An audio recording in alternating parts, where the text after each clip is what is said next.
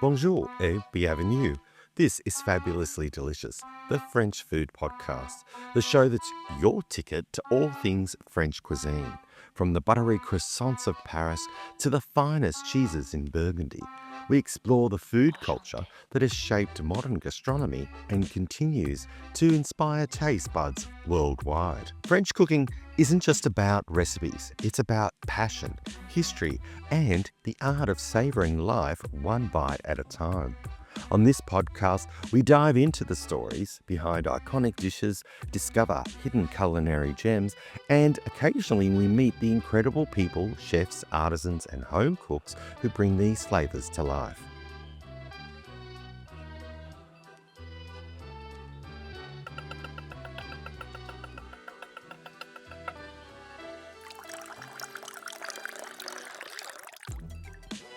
I'm your host, Andrew Pryor.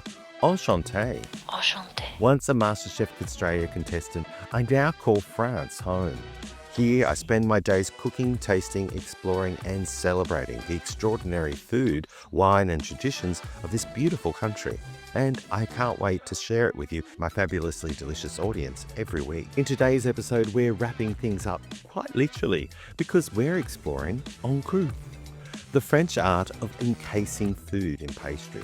From tender meats to delicate fish, seasoned vegetables to luxurious terrines, we'll uncover the history, the technique, and the stories behind this golden, flaky, buttery marvel. You'll discover how a humble crust becomes a canvas for culinary creativity and why Croûte remains a symbol of French elegance and indulgence. So grab a glass of wine. It's of course if you're not driving, slice into a golden pastry if you have one handy, and get ready to uncover the magic hiding inside. Welcome to Fabulously Delicious.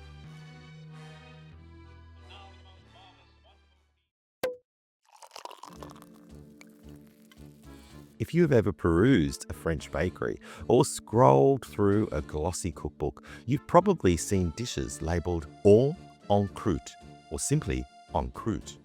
But what exactly does this mean? Well, let's start with the basics. The term en croûte literally translates from French to English as in a crust. It's exactly what it sounds like. Food wrapped in pastry, baked until golden and crisp, and while it may conjure images of fancy restaurant dishes or elegant dinner parties, en croûte has roots that are surprisingly humble, and its history is as rich as the buttery pastry itself. What is en croûte? At its heart, en croûte is a technique rather than a specific dish. It involves encasing a filling, often meat, fish, cheese, or vegetables, in a layer of dough. That dough can be a puff pastry, a short crust, or sometimes even filo, depending on the recipe and of course the region. The magic of en croûte lies in the transformation that happens in the oven. The pastry forms a golden flaky shell, trapping moisture and flavour inside. The filling cooks in its own juices, creating a concentrated, rich and aromatic bite when you cut into it. Some of the most famous en croûte dishes that you might have heard of include the beef Wellington. Although this is British and is a modern incarnation, it owes much to the French filet de boeuf en croûte. Salmon en croûte, which is a salmon that sometimes comes with a layer of spinach or mushroom wrapped in puff pastry. And then there's the chicken en croûte or poulet en croûte, which is classic roast chicken or a chicken terrine encased in pastry. Vegetable en croûte is a more contemporary variety, vegetarian-friendly take, often using seasonal vegetables. But en croûte isn't just about the filling, it's about the presentation. And when you serve something wrapped in pastry, there's an element of surprise.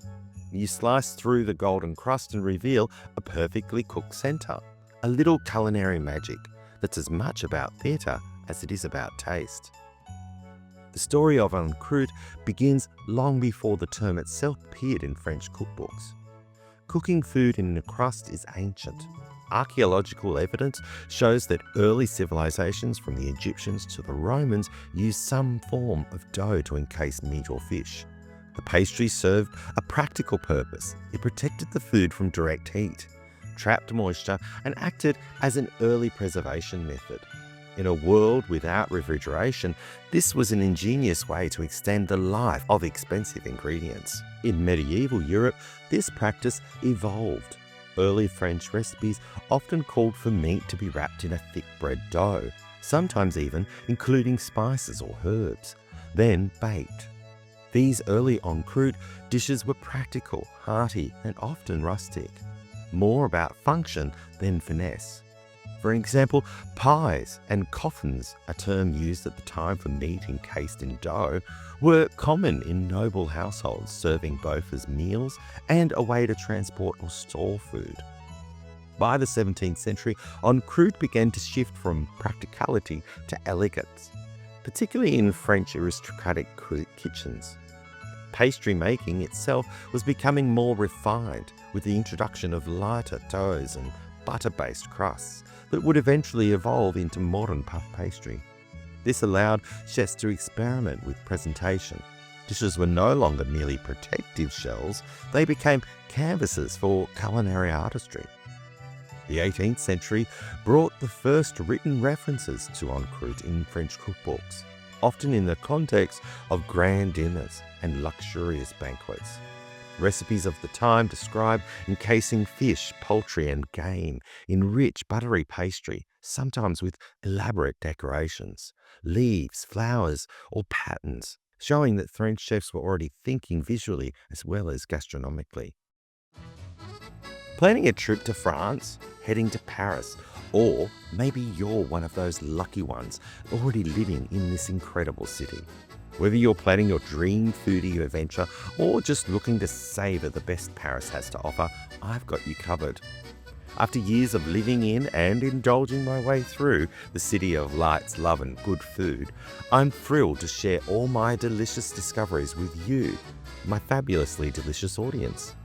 If you love French food as much as I do, then this book is made for you. Introducing the 2025 edition of Paris, a fabulous food guide to the world's most delicious city. This isn't just an update, it's a celebration of all things food in Paris. Packed with even more hand-picked recommendations, the guide now features expanded sections for restaurants, cafes, bars, fromageries, boulangeries, and patisseries.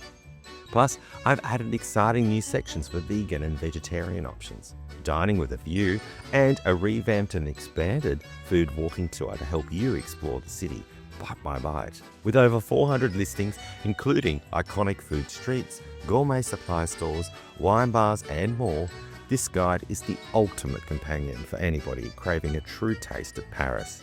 Whether you're hunting down flaky croissants, creamy cheeses, or a perfectly poured café creme, you'll find it all inside. Grab your copy today at andrewpryorfabulously.com, where you can even get an signed and gift package version, perfect for food-loving friends and family.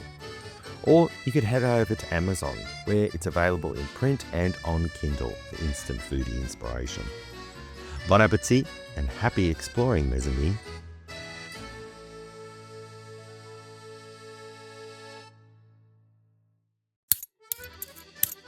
Enter Marie-Antoine Carême. Often called the first celebrity chef, Carême took en croûte to dazzling heights in the early 19th century. Not content with simple meat pies, he crafted intricate en croûte creations that were almost architectural in nature. Swans, temples, castles, all made from pastry and filled with carefully prepared meats or fish. For Carême, pastry was not just a cooking method, it was an art form. These creations were centerpieces at royal banquets, and they cemented en croûte as a symbol of French culinary sophistication. By the late 19th and early 20th centuries, en croûte had become a hallmark of both haute cuisine and regional French cooking. In Lyon, chefs embraced individual en croûte pastries for terrines and pâtés, often sold at markets or served at home for family meals.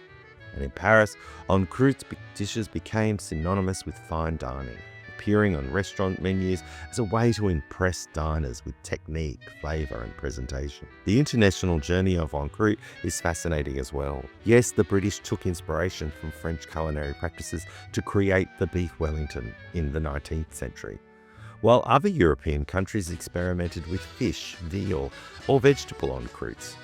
Despite these adaptations, France, though, retained the reputation for the most elegant and technically precise versions. Today, encroute bridges history and modernity. What started as a practical preservation technique evolved into an emblem of French artistry, celebrating seasonality, creativity, and craftsmanship.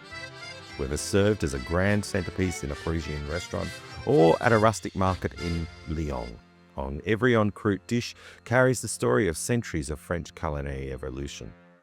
Throughout history, certain chefs and culinary houses have become synonymous with exceptional encroute. Marie-Antoine Carême, as I mentioned before, was revolutionary. He elevated the encroute to haute cuisine, making it visually spectacular. Auguste Escoffier, who codified modern French cuisine, also popularized encroute in his grand restaurant menus, pairing meats and seafood with complementary sauces like a classic sauce supreme with chicken encroute, or poulet encroute, they would say. Maison Lenotte, the famous Parisian patisserie and catering house founded in 1957, has a long tradition of perfecting encroute dishes for elegant events.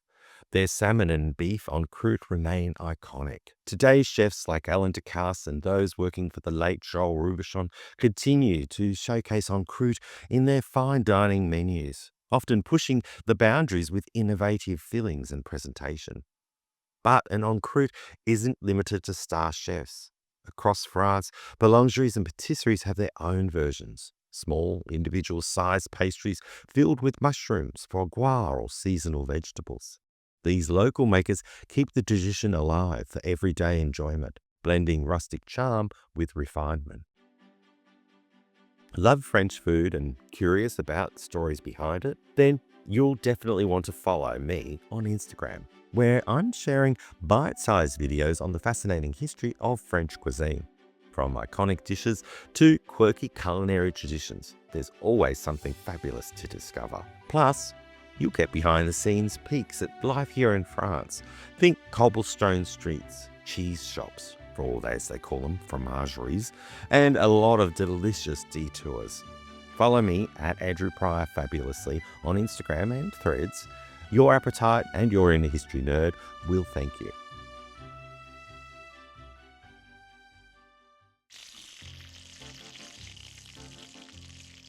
So, why is encroute so beloved? What makes an encroute so captivating? I think it's a combination of texture, flavor, and the visual reveal. There's something inherently celebratory about slicing into a golden pastry shell and uncovering a perfectly cooked filling. It also allows for infinite creativity. You can adjust the filling to the season, root vegetables and squash in autumn, fresh fish in summer. You can experiment with herbs, cheeses, and spices, layering flavors that might otherwise, escape in an open roasting tin.